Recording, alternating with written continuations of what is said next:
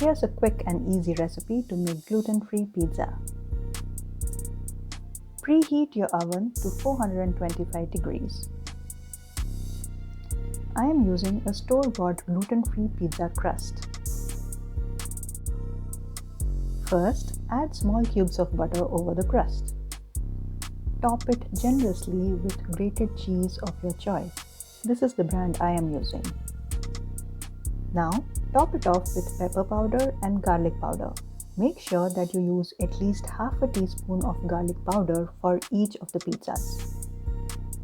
Layer it with baby spinach and you can use as much as you like. Top it off with dried or fresh cilantro leaves and mint leaves. Add more grated cheese on the top. You can add as much as you want. Once the oven is preheated, place the pizzas inside. Set the timer to 18 minutes and take the pizzas out once done. The easy and yummy pizza is ready to be served. Enjoy!